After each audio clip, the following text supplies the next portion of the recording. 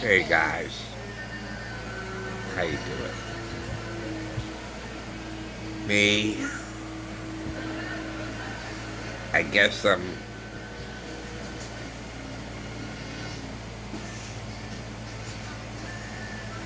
think I'm very,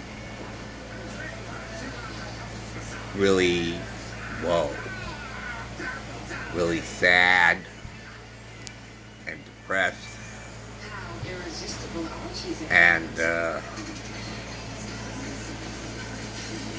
I just woke up from a dream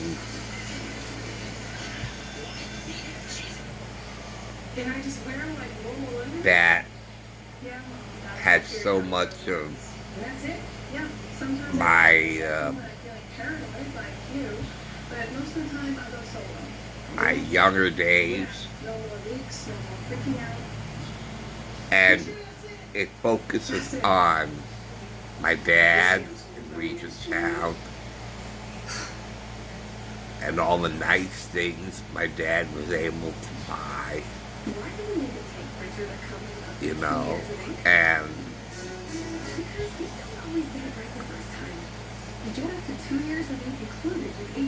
and all my stuff that was in storage, moving from storage place to storage place, from my sister's basement room to the ride dump to storage unit in Yonkers, New York, transferring it to my friend Ken's house, and then into storage in Fort Wayne, and then all the stuff that was lost to Frank from New Jersey, and then lost again recently here in town from the storage unit.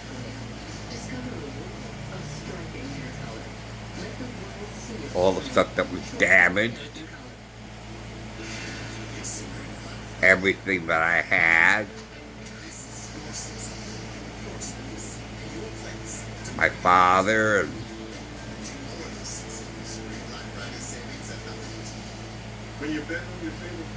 all the people in my life.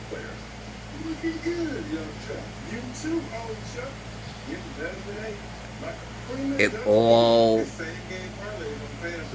comes together,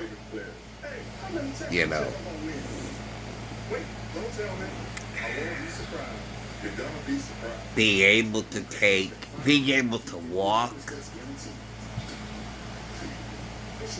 I walked everywhere. I loved walking.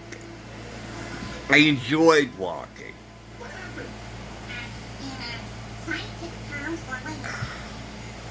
I used to love to dress up in a suit and tie.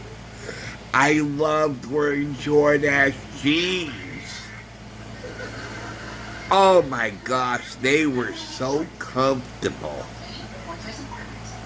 And I'd walk everywhere in town. When I was in White Plains, I went all over the place. It was wonderful. I used to go up the court. It used to take me 15, 20 minutes to go into Waikiki, and I was able to shop or do whatever I wanted. I was so free.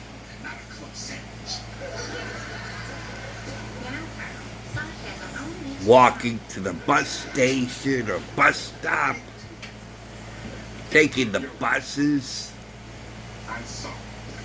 In Westchester, there were so many bus routes. Oh, I used to love riding the bus. It was so... Yeah, I love driving. That's another thing I miss. I love driving. And I would just get so, if I didn't have a car, I just went crazy. So much so that after 2 years, when I was living in Beaver Falls, Pennsylvania, for 2 years, I was without a car. And I went to, was it National? I think. National Car Rental or something like that. Enterprise. I'm sorry. Enterprise. National, I think, maybe. National is an airline. Yeah, I remember the commercials for National Airlines. I'm Chrissy. Fly me. Fly National. I remember those commercials. National, I think, is also a car rental. But the one I used was Enterprise. Because they picked you up. If I had no car and I needed to rent a car, how am I going to get to the rental place, right? So that was one of the great things about Enterprise, because they come to get you. They come to get you, and then when you're done, and you leave the car, and they'll come and pick it up. I mean, it was great. And so I'll never forget it. It was about, I was in Beaver Falls, so we're talking at least 23 years ago. At least. Okay. Yeah, at least 23 years ago. And I was living in Beaver Falls, Pennsylvania. What a nice apartment that was. That was such a nice apartment, and the rent was crazy. The only thing I had to pay was gas. Everything else was included. And my rent was $212 a month. It was crazy, because it was in a Section 8 apartment. And I stayed there for the longest time. Such a nice, clean apartment. Clean! Well, anyway, so before I forget what I was talking about. Oh, yeah. So, I was without a car. And you know what I used to use? DART. DART. It was Direct Access Rapid Transit. DART. I took DART wherever I wanted to go. And I think it was either free or $1 or something like that. And they came and picked me up and took me wherever I wanted to go. And then I'd have a pickup time, and I had to be sure to be there for the pickup time. I went to the movies. I used to go to the movies. I took DART to go to the movies.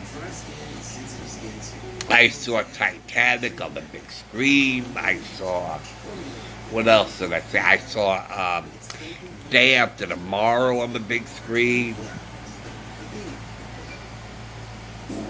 Oh yeah. It felt so wonderful to be free. And I just went everywhere. I went everywhere. Anywhere I wanted to go, I was able to go anywhere. And do anything I wanted to do. And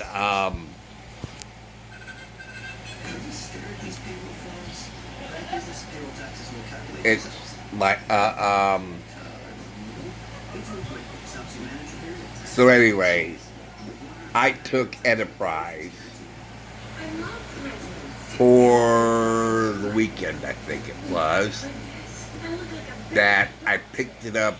It was a weekend rate with Enterprise that you pick it up on Friday and drop it off on Monday, and it was one rate of $75. And stupid me, I tell my mom about it.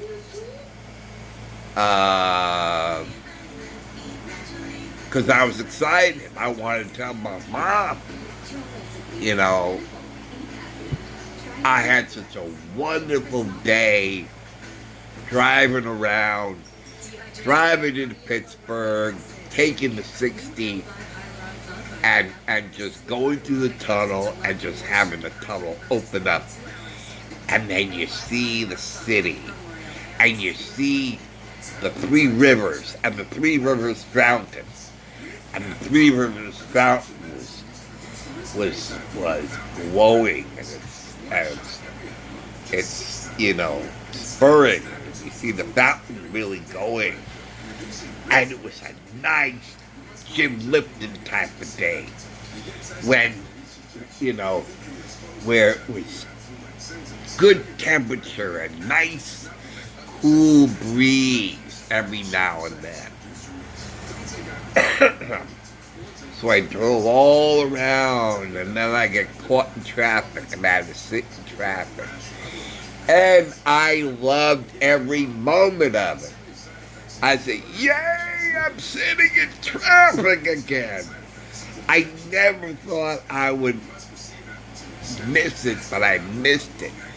Driving in and out of New York all the time on the West Side Highway.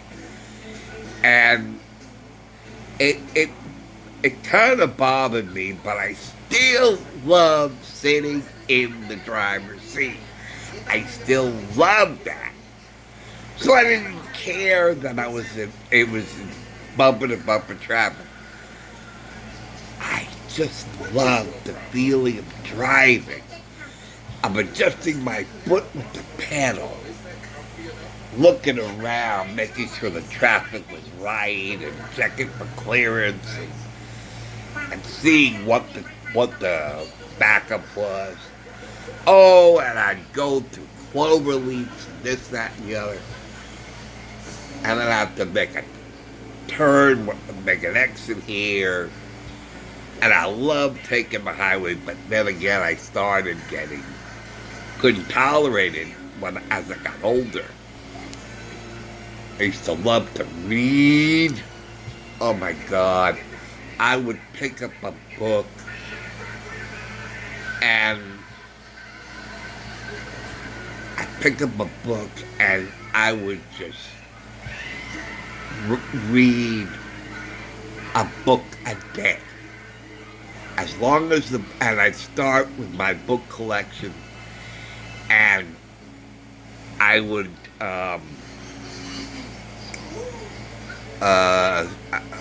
start with how big the book was.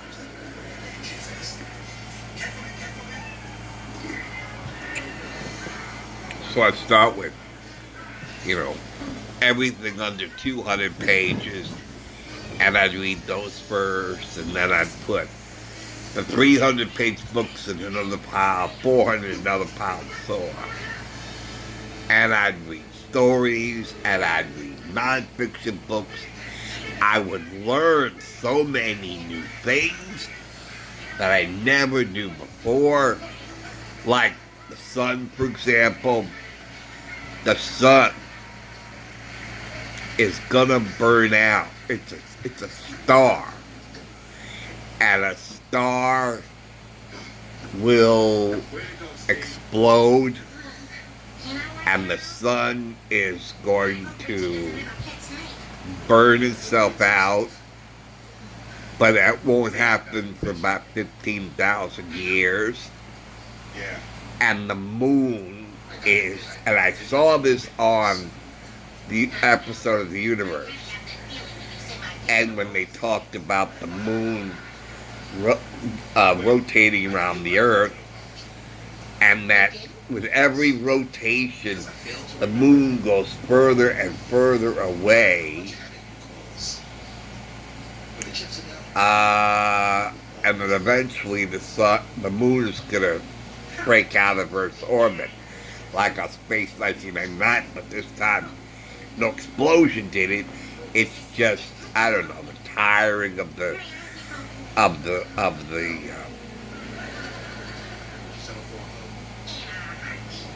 whatever the new word is. But the sun will burn the earth or something before we lose the moon. So I'm loving learning new things. And this one book, that told me all about the sun. It was fascinating to read. It was an out-of-print book. I learned about fish. Oh my gosh. I read a book about tropical fish. And I read about all the different species of tropical fish, how some parents eat their young. So if you buy that species of fish, as soon as they spawn their young, you have to take them you have to get them, and you have to put them in a different tank so that it will not eat their young. You have to learn about, there's different temperatures of water that is ideal for certain fish. There's hardness of water. I learned there was different hardnesses of water. I didn't know that. I learned that there must be live plants in there for the fish, because the live plants give out oxygen which goes into the water, which the fish take in. Okay. And when I used to have a goldfish, and I'd see people with fish and they'd have plants in there, and other things, I thought that was just to give the fish reference, make the fish think that they're in the ocean, or give the fish like dimensions or whatever, that's far away, and you can just swim to it and then go around it. I used to think it was for dimensions. But then I learned that you don't put plastic plants in there. It has to be live plants, or else the fish will suffocate. Because the fish, there will be no oxygen in the water, and the fish will suffocate. And when I read that, I said, oh my God, that's what happened to my poor fish. My dad took me to, school was holding like a festival or something at Carnival, and Dad took me there and went to all the booths, and I won this goldfish. We took it home. And the fish was alone. When they gave me the fish, it was all by itself in the bowl. There was no plants in it at all. So I thought, well, that's gotta be okay if they're giving out these goldfish. Oh no, it was in a pouch, right? So the goldfish is in a pouch, and that's it. That's all that's in the pouch. There's no plants in that pouch.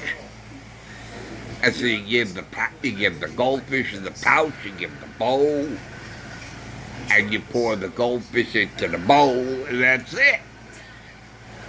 No plants, no nothing. So Dad says to me, just feed just a little bit every day, and that's it. Sort of like what Mr. Rogers does with his fish, right? That's it. Don't overfeed it, because you overfeed it, it will not.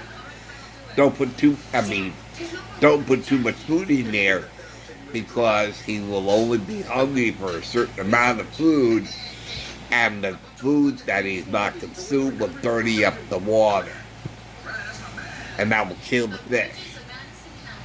So I did what I was supposed to do, and a few days later, the fish dies. And I was so depressed, I thought, oh my God, I killed the fish. I killed my poor fish. I must have overfed it. Then 20, 30 years later, I'm reading this book about fish, that there must be live plants in the tank, so that the live plants give off oxygen, so that the fish can breathe the oxygen and live. And I realized, oh my God, that's what happened to my poor goldfish. We did not put any live plants in there. I didn't think we needed to, because they gave it to us with no plants. There was no live plants offered in the booth. So anyway, I love learning new things. And it was so exciting. My life. And we had nice things. We had a bookcase and a computer desk, and I had a clock tower curio cabinet. I had so many nice things. So many nice things. I can still see it in my mind. And I miss my dad. I miss my freedom. I miss not being stuck in one position. I miss my freedom. And I dream about everything that I used to have and that I don't have now. Jukebox, projector, films, cars, riding on buses, things in storage, nice furniture, nice electronics setup, nice homes.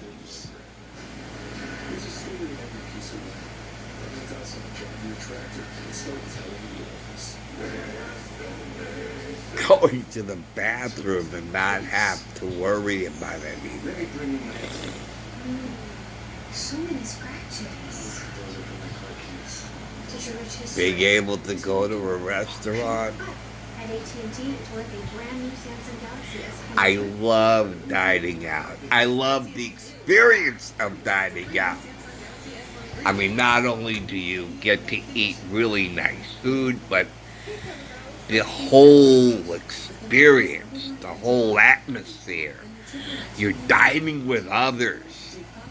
You're out there in public, and everybody there is eating just like you. And you sit there at the table, and it's a nice table. And then you pick up the menu, and you choose what food you want to eat. And then you tell the waiter or waitress, hand it back to her. She comes back, gives you your food,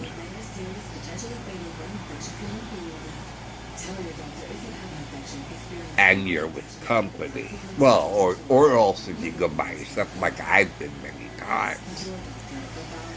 And some of the times, like when I was babysitting my dad. I wanted to get out of there because it was too depressing. So I just took off, went to Pizza and Brew in Rye, Rye, New York, just to get out of there. Just to get with people, normal people, that did not have a father that's deteriorating from my eyes, my cancer, you know. And I'm looking around at all the nice families and how they're talking to each other, that not a single family member is left out. Like I'm always left out of all the conversations. Nobody at the table ever asks me how I'm doing, how I'm feeling, what I'm doing, and say nice things about me. They're always got something to complain about with me. All the time. And so I stay quiet because I know if I open my mouth, bam, they're all over me. When I was leaving the homeless shelter and going into an apartment, I was so excited. I was like, yeah, I did it. And I went through being homeless, and I was able to get an apartment. And for my 30th birthday, I'll never forget it. We go to my favorite restaurant, Donahue. I think so. It has to be. So on my 30th birthday, and you know, they always say to me, well, how does it feel to be 30? You know. And I then told them how excited I was that I finally was leaving the homeless shelter and I was moving into an apartment. And a big smile on my face. And the whole table went quiet. And they were all staring at me. Like, who is this person who dares open his mouth?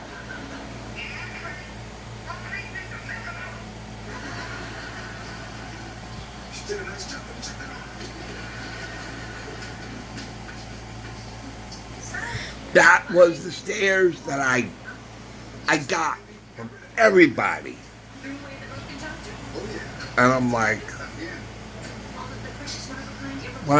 what I do, what I say, all I said was, and my sister chimed in and she said, you're still on the system, sitting on your ass, and we pay for you to sit on your ass.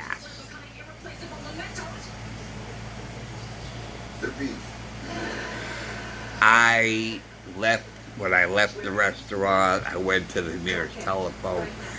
I called my friend Beth, and I was crying. I was crying my eyes out. I had wonderful news, and my family just had a terrible reaction, had a nasty, hostile reaction to my good news. And this is what I live with. And I love dining out, but it all depends upon who I was sitting with.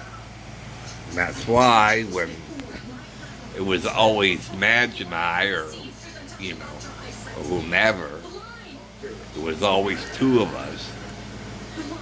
And as much as I would have liked there to be three, but it never happened. The only time that I was with others was at Rabbi Asper's dining room table. And it would be Rabbi Asper, his wife, his two boys, and me. And everybody talked to everybody, including me. And the rabbi would ask me how things were going, and everybody gave me positive stuff, and it was so wonderful that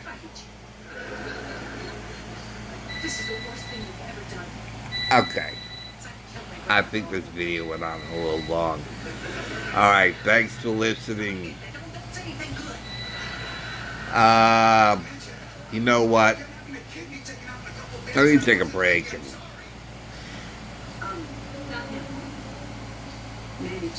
you know. Alright. Well, thanks for watching. Thanks for listening. And I'll see you guys later. Take care, guys. See you soon. Bye.